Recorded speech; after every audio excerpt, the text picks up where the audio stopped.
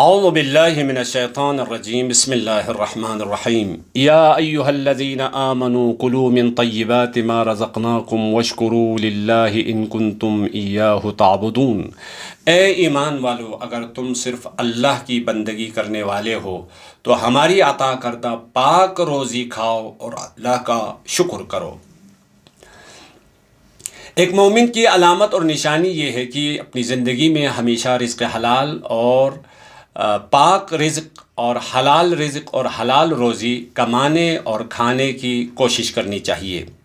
لہٰذا ہم اپنی روزی اور اپنے رزق کو حلال طریقے سے کمانے کے لیے اور حلال طریقے سے کھانے کے لیے، حرام سے اپنے رزق و روزی کمائی اور مزدوری کو بچانے کے لیے ان کے احکام کو سیکھنا ضروری ہے۔ ان احکام میں سے ایک ربا اور سود کا ہے، یعنی اگر ہم احکام سے آگاہ نہیں ہوں گے تو ہماری کمائی میں، ہماری مزدوری میں، ہمارے رزق و روزی میں ربا اور سود شامل ہو سکتا ہے، جس کی بڑی مذمت اور اس کے عاقبت اور اس کا انجام بہت ہی بھیانک ہے۔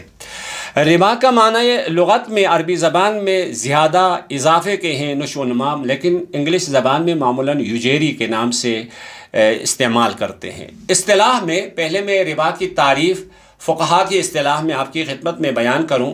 ربا ہر قسم کی زیادتی ہے جو قرض کے معاہدے کے ضمن شرط کی جائے یا ایک ہی نوعیت کے دو اشیاء کے تبادلے میں شرط کی جائے۔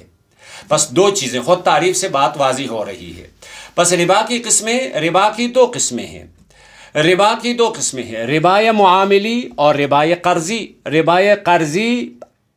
ربا معاملی یعنی لین دین میں، خرید و فروخت میں، معاملات میں ربا اور سود۔ ربا قرضی، قرض جیسا کہ ہم بھی قرض کہتے ہیں اور لون بھی کہتے ہیں۔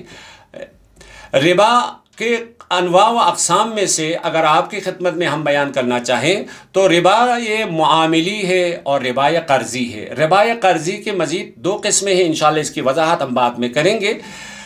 خود عقد قرض میں ربا کی شرط اور کبھی قرض کی تمدید میں ربا کی شرط۔ آج آپ کی خدمت میں ربا معاملی کے بارے میں مختصر گفتگو کریں گے۔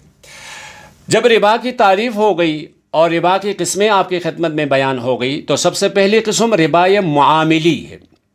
ربا معاملی سے مراد یعنی ایک ہی جنس کی دو چیزوں کو آپس میں زیادتی کے ساتھ معاملہ کرنا، یعنی ایک جنس کے دو چیزیں آپس میں تبادل کریں، آپ معاہدہ کریں، لین دین کریں، لیکن زیادتی کے ساتھ، اضافے کے ساتھ، اس کو کہتے ہیں ربا معاملی۔ اب ربا معاملی کی شرائط، ربا معاملی کے لیے 3 شرائط کا ہونا ضروری ہے، یعنی ان 3 شرائط ہوں گی تو اس صورت میں ربا معاملی یا سود معاملی تحقق ہوگا اور لازم آئے گا۔ پہلی شرط یہ ہے اتحاد الجنس، یعنی جو چیز آپ دے رہے ہیں اور جو چیز آپ لے رہے ہیں دونوں کی جنس ایک ہی ہو۔ لیکن یہاں بھی یہ سوال ہو سکتا ہے جنس کا ایک ہونا نہ ہونے کا معیار کیا ہے؟ تو معیار فقہا نے عرف کو قرار دیا ہے، یعنی دو چیزیں، مثلا آپ سونا دے دیں، سونا لے لیں، لوہا دے دیں، لوہا لے لیں، چاول دے دیں، چاول لے لیں، دال دے دیں، دال لے لیں۔ اب دال کے انواع و اقسام ہے، لیکن دال ہے، جنس ایک ہی ہے۔ تو لیکن اس میں یاد رکھیں، ربا کے مسئلے میں گندم اور جو دونوں ایک جنس شمار ہوتے ہیں۔ بس پہلی شرط یہ ہے جنس ایک ہو، جو چیز آپ دے رہے ہیں اور جو چیز اس کے بدلے میں لے رہے ہیں دونوں ایک جنس سے ہو۔ 2 ان یکون من العوضین من المکیل او الموزون، یعنی وہ جو چیز آپ دے رہے ہیں، جو چیز لے رہے ہیں، یہ دونوں یا مکیل میں سے ہو یا موزون یعنی وزن کر کے، کیلو کے حساب سے، ٹن کے حساب سے، من کے حساب سے وزن کر کے بیچی جانے والی چیز ہو۔ جیسے کہ معمولاً ہم گندم ہے، چاول ہے، دال ہے، لوہا ہے، سونا ہے، چاندی ہے، وغیرہ وغیرہ، یہ چیزیں وزن کر کے بیچی جاتی ہیں، اس کو کہتے ہیں موزون۔ یا مکیل یعنی پیمانہ وغیرہ ہے، آج کل کی اصطلاح کے مطابق لیٹر وغیرہ کے جیسے چیزیں بیچی جاتی ہیں، جیسے پانی ہے، دودھ ہے، تیل ہے، روغن ہے، وغیرہ اس قسم کی چیزیں، تو مکیل میں سے ہو یا موزون میں سے ہو۔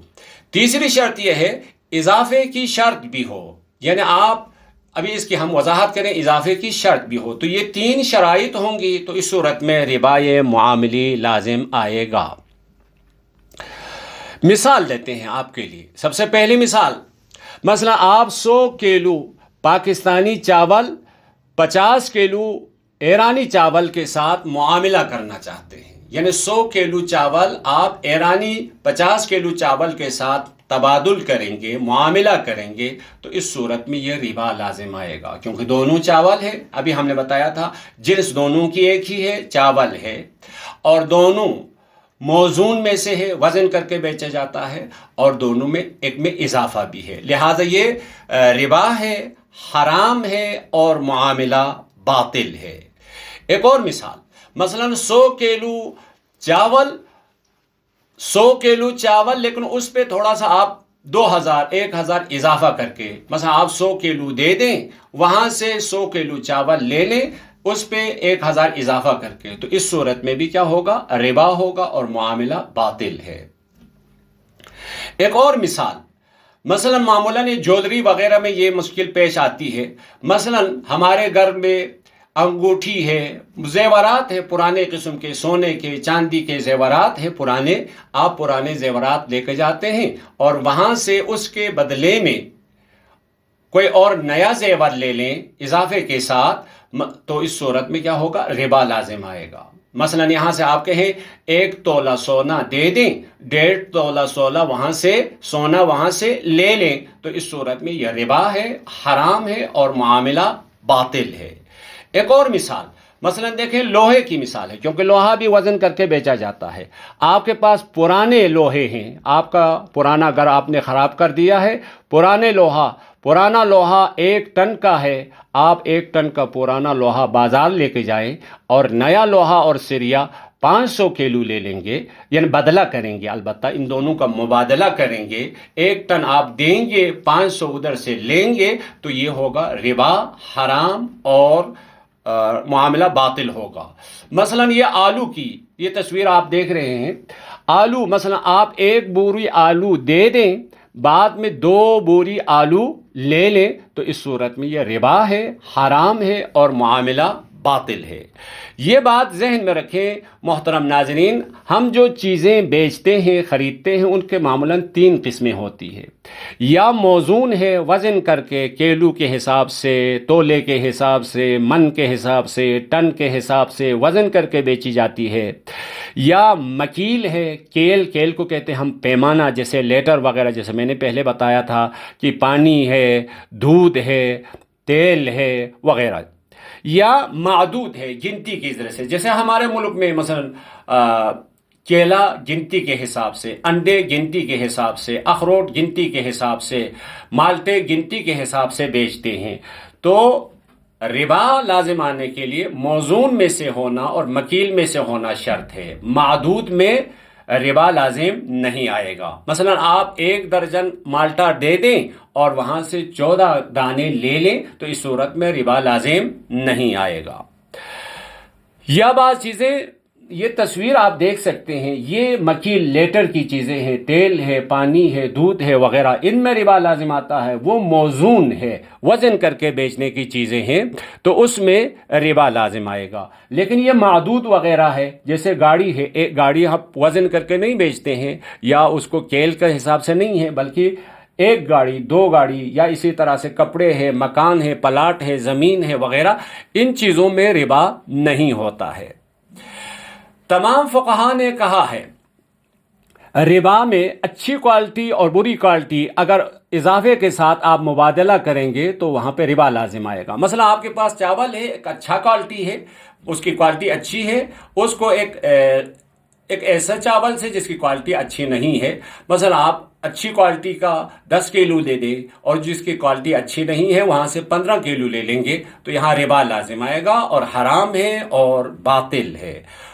ناظرین گرامی قدر، اس کے ایک راہ حل ہے۔ راہ حل کیا ہے؟ راہ حل یہ ہے کہ دیکھیں، آپ ان 2 چیزوں کا آپس میں مبادلہ کرنے کے بجائے 2 قسم کے معاملہ انجام دے دیں۔ مثلا سونے کی مثال، آپ اپنا پرانا سونا لے کے جویلری کے پاس جاتے ہیں تو اس سونے کے بدلے میں کوئی اور سونا لینے کے بجائے آپ اس سونے کو پہلے بیچ دیں، خرید و فروخت کا معاملہ انجام دے دیں، پھر اس پیسے سے کوئی اور سونا خرید لیں۔ اگر اسی پیسے سے آپ کا مطلوب سونا آ گیا تو یہاں ٹھیک ہو گیا، نہیں ہوا تو اس پیسے پہ کچھ اضافہ کر کے آپ الگ سے، تو اس صورت میں کیا ہوگا؟ 2 دفعہ خرید و فروخت ہے۔